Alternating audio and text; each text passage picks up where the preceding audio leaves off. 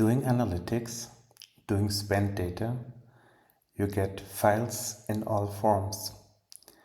And it's never been popular really to remap the things, to normalize and put in a lot of sweat that finally systems can process it. You want it to work it immediately. So currently we have here a list of items which, we'd like to negotiate. There's some columns filled, some columns blank. There's technical specification documents referenced. There's some other information like minimum order quantity, all kinds of information, target costing, and all kinds of formula beside it. So how can we get that into the system? And here AI is a real helper.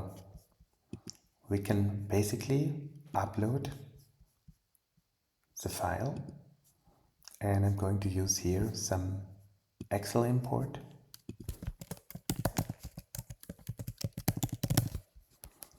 And take the file and upload it.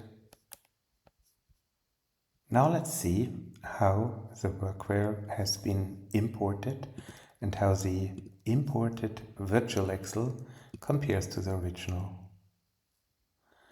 We're seeing here all those elements we're having in the formula, the color, the formatting, truly see everything. And even the kind of graphics are looking identical, and everything is kind of shipshape to launch it towards the players.